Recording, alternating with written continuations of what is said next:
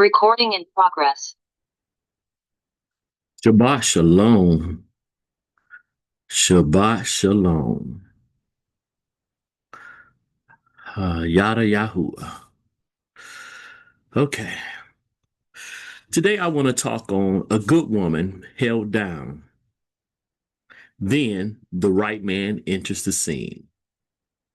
I want to basically focus on Abigail. I'm going to hit some other points in there, not many, but again, I want to start this. So let me go ahead and pray. Abiyah, I thank you for the Shabbat. Thank you for allowing me to clear my head and come face to face with the task ahead. Let your will be done. Let you be honored. Let edification occur and the opportunity for iron to sharpen iron as we move forth with this message and move forth on this Shabbat. Yada Yahuwah. Hallelujah. All praises be to Yah. All right, so let's go. So let me share my screen and get going. All right. Getting it going. I'm going to start off with just pointing out Abigail. So, looking at her name. So it says Abigail. It means my father is joy. This name was held by two Israelite women in the Tanakh, but I'm specifically dealing with the one that eventually becomes David's wife. David, before he even becomes king. So let's go. I want to show, to start off though, I'm one that I am not a practicing person in polygyny. I just see polygyny as marriage. It's just marriage.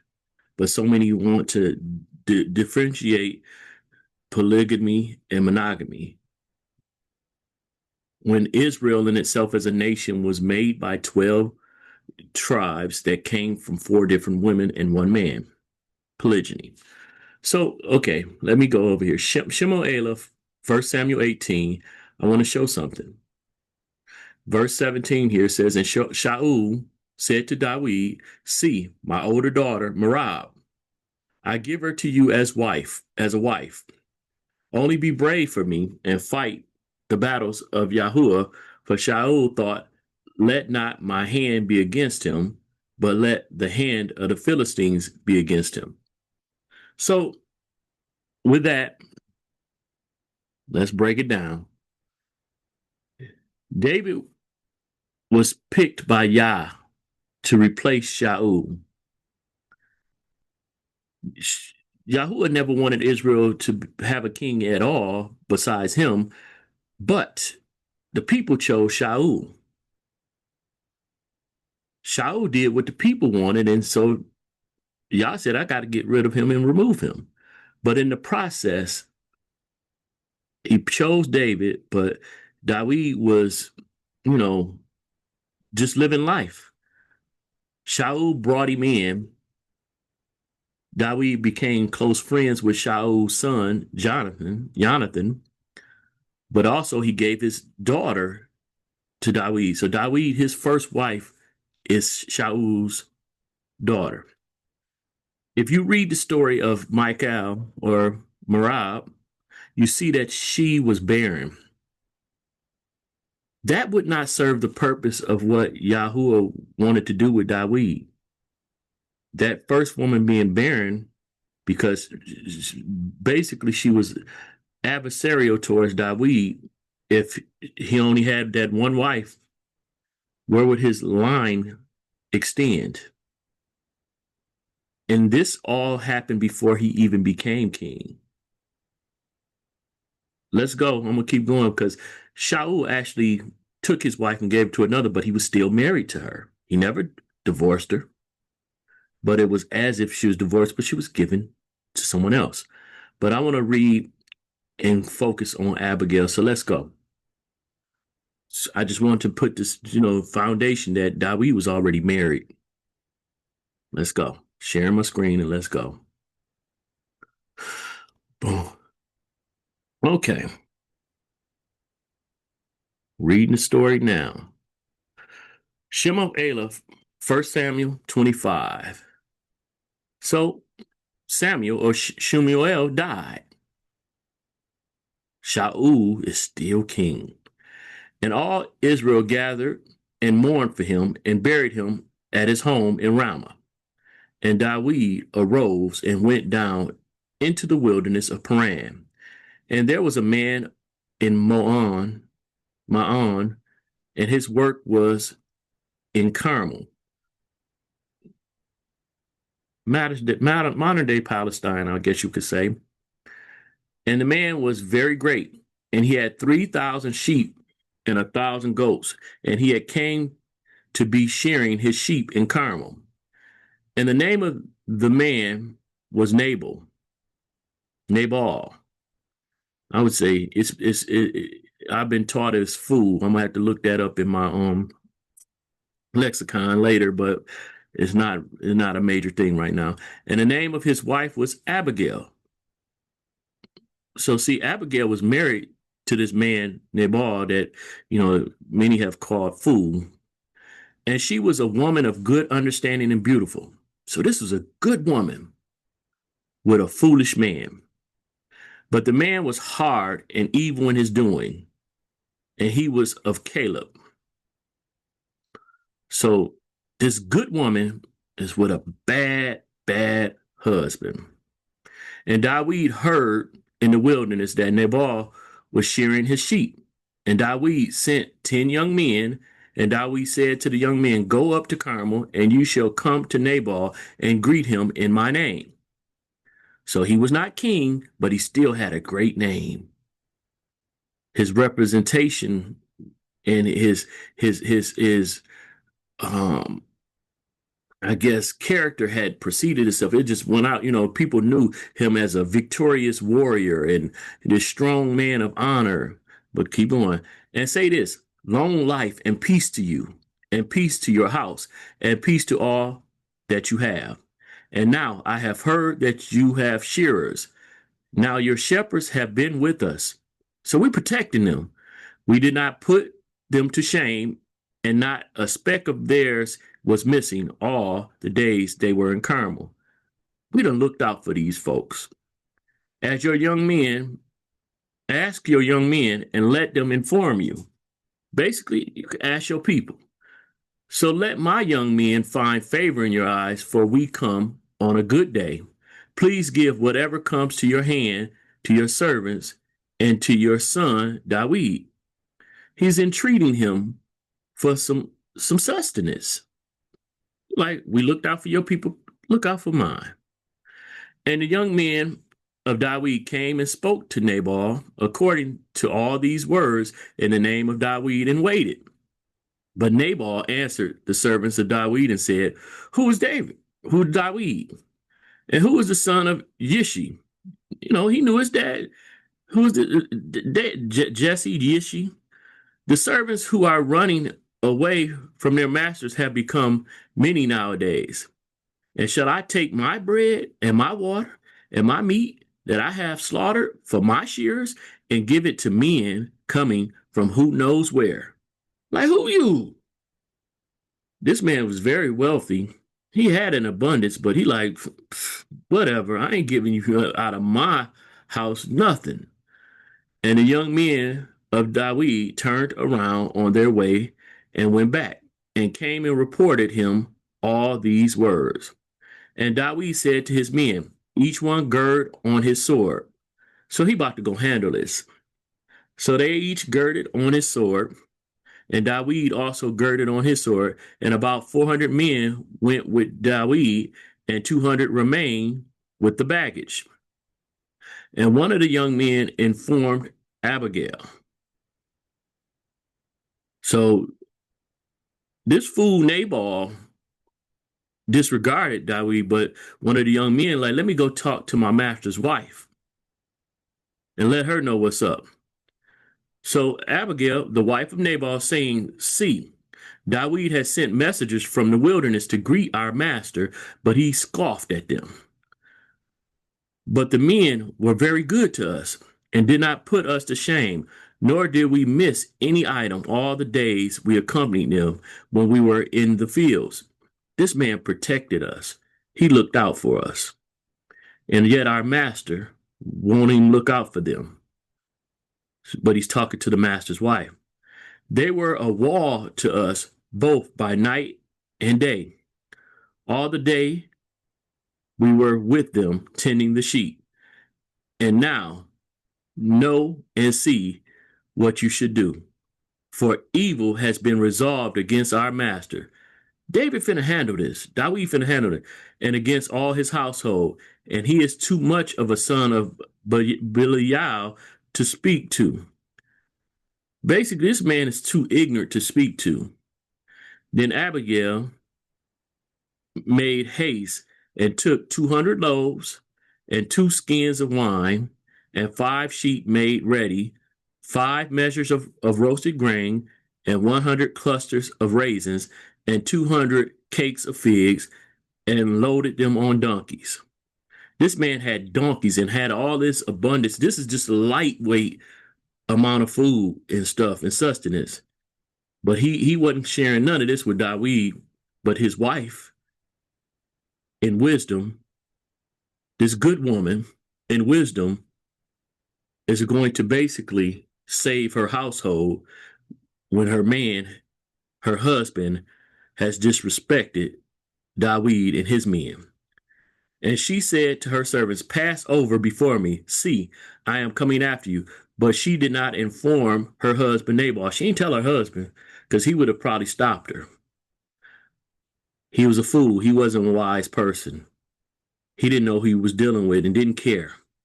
And it came to be, as she rode on the donkey, that she went down under cover of the hill, and there were Dawid and his men coming down toward her, and she met them. And Dawid had said, only in vain have I protected all that this one has in the wilderness, so that not a speck was missing of all that belongs to him, and he has repaid me evil for good. Let Elohim do so, and more also to the enemies of Dawid, if I leave one male of all who belong to him by morning light. So he was about to tear that whole house up, get everybody.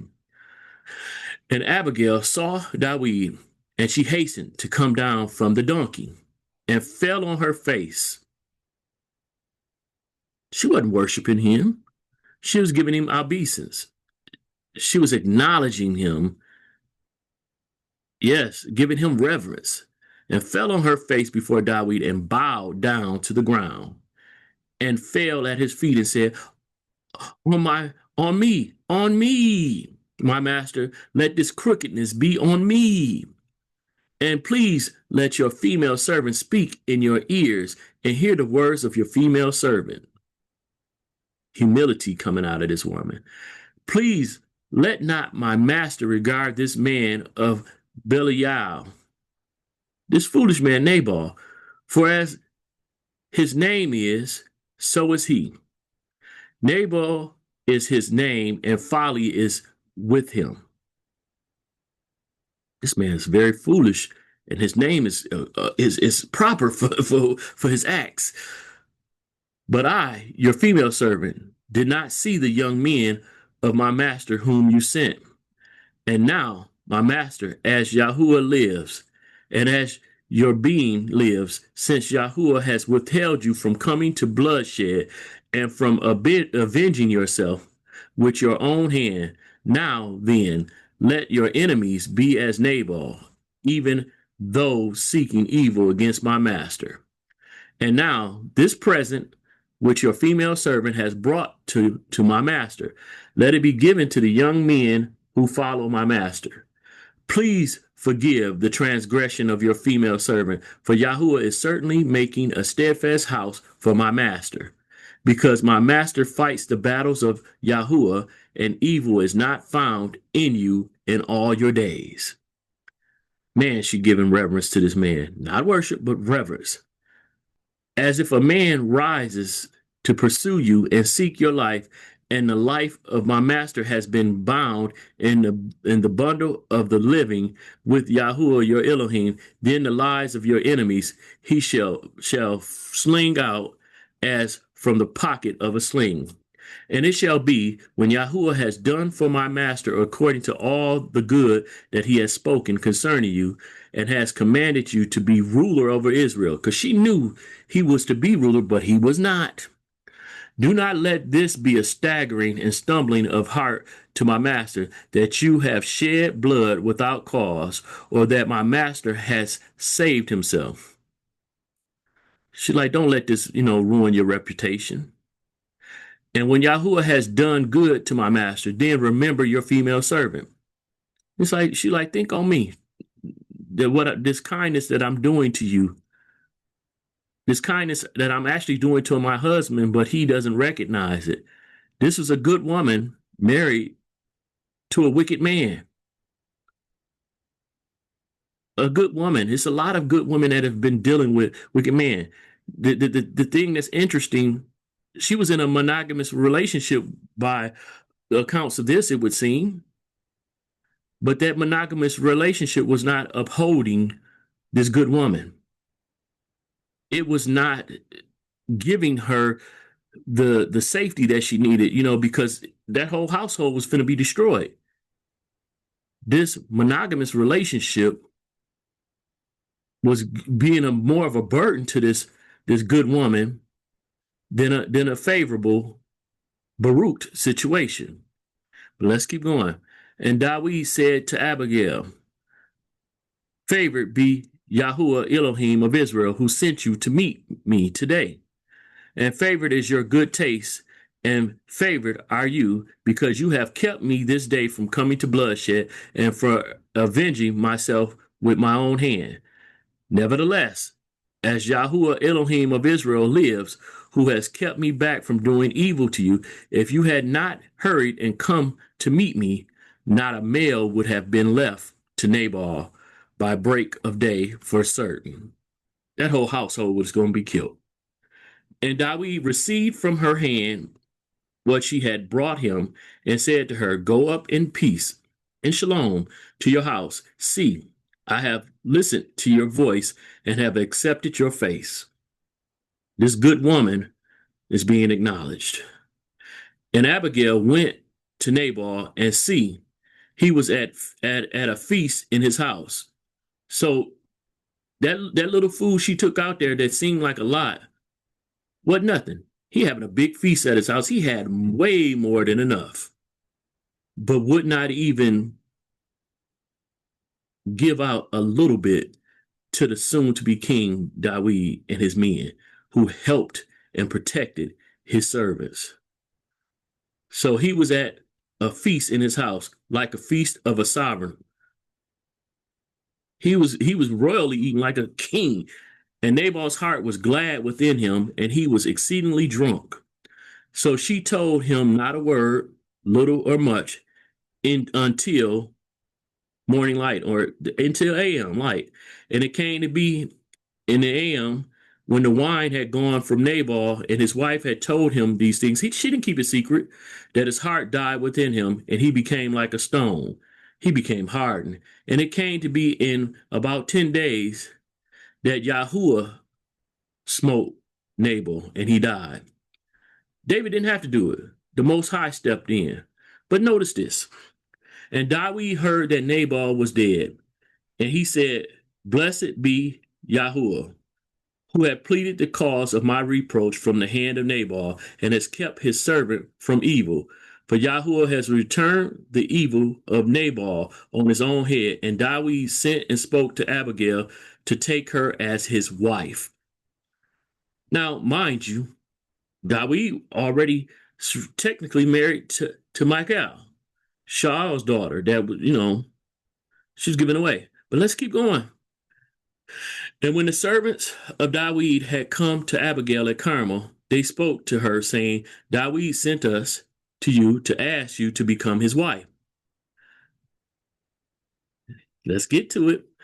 And she arose, bowed her face to the earth, and said, here is your female servant, a servant to wash the feet of the servants of my master. And Abigail hurried and rose and rode on a donkey with 5 of her female attendants, and she followed the messengers of David and became his wife. He was already married, but check this out. David had also taken Ahinoam of Israel, and so both of them were his wife. He had already taken Abinoam. So just erase Micah. Because let's see what happened. You know, that man was trying to kill him. He had given him Michael, and Michael, the barren, she was barren. Michael, the same one who laughed at him when he was dancing, with the Ark of the Covenant situation, later on. But anyway, let's keep going. That's later on. But because he's going to go back and get it. But let's see. David had also taken Ahinoam of Israel, and so both of them were his wives. This good man, she went from a monogamous situation that was bad, and now she's in a better situation in a polygynous situation. I'm not saying one is better than the other. I'm in a great monogamous marriage, but it's just marriage. But this woman was in a horrible monogamous relationship, and she went into a better relationship being one of multiple wives. I said David had also taken Ahinoam of Israel, and so both of them were his wives. But Shaul had given Michal, his daughter, David's wife, to Palti, son of Laish, who was from Galium. So his first wife had been given away. But if you read further, you'll see that he went and got that wife back. But that woman stayed barren. If he had stayed just with one wife, the first one he was given, given away, no divorce occurred, he would have never gotten Ahinoam, or he would have never gotten Abigail as wife. Where would he had the lineage of David? But again, my focus is on Abigail. This good woman was with a bad man, a horrible man in a monogamous relationship. David showed himself to be a great cover to the men of Nabal. So this woman was willing to be covered by this man, David. This man who was already married, not once, but twice.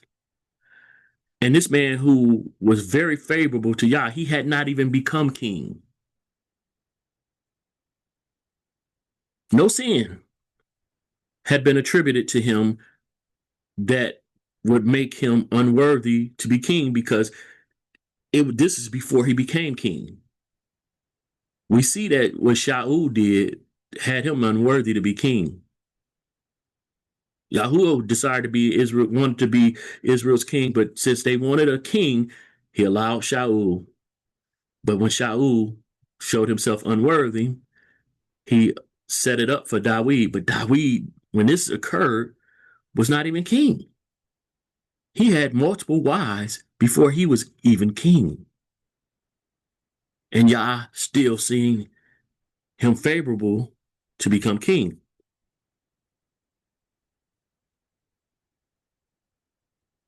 This woman named Abigail, father's joy,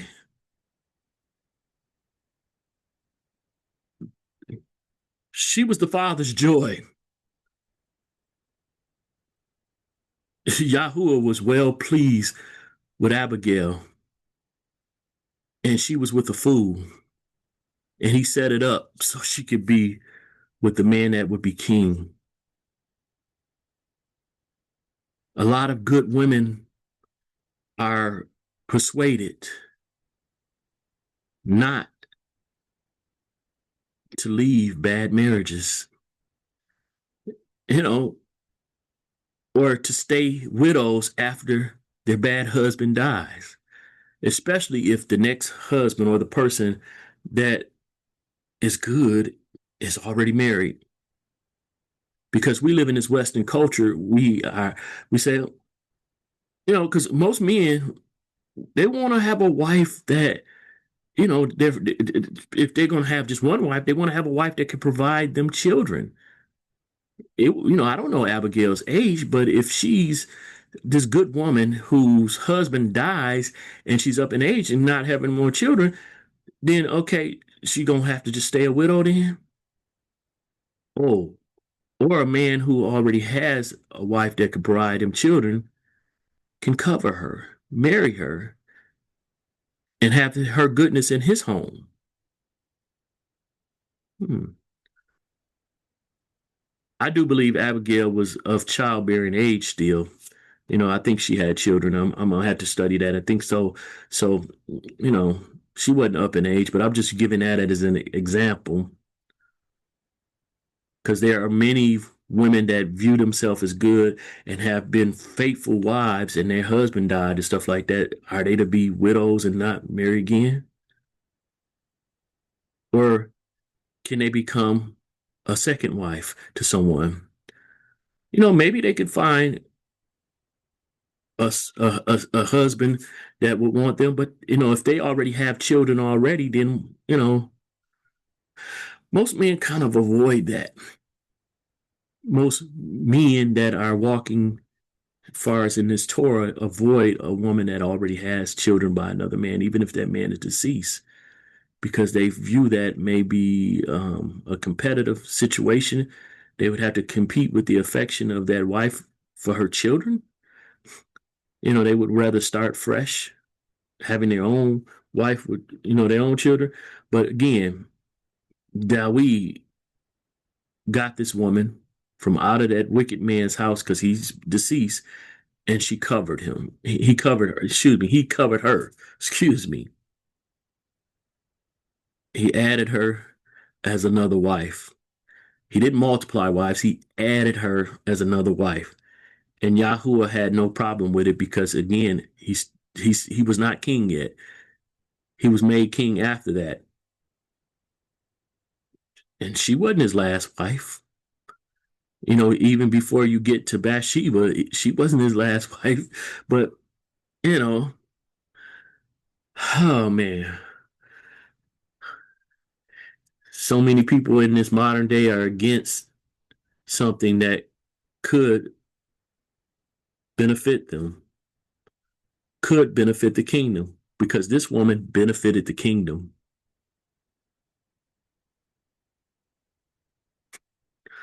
Abiyah, thank you for the Shabbat. Thank you for this opportunity to minister. May someone have heard this, get some edification. Again, as one that's not practicing polygyny, I can seem to be pushing this thing. I'm one that wants to protect marriage in general. Monogamous marriage, protected. Polygynous marriage, protected. It's just marriage. Your kingdom was established upon 4 women, 12 sons by those 4 women. And the man being Yaqub, who you renamed Yasharel or Israel. May we have a softened heart when it comes to such unions. Even if we don't desire it, which I don't desire for myself, let us not impede others that do. I'm thankful that no one tried to impede Dawid taking in Abigail, this good woman who brought supplication and food sustenance out to him and his men when her husband rejected to do so. This woman operated in wisdom. And so when her covering, though evil, died, Dawid decided to cover her, take her in. He did not violate and approach this woman while she was still married, but that man died, and then he went and took responsibility for her. May this be something that people be more willing and open towards. I thank you. In Yahuwah's name, Yada Yahuwah, Shabbat Shalom. One Vision Ministry, Shankwil Yah. Shalom.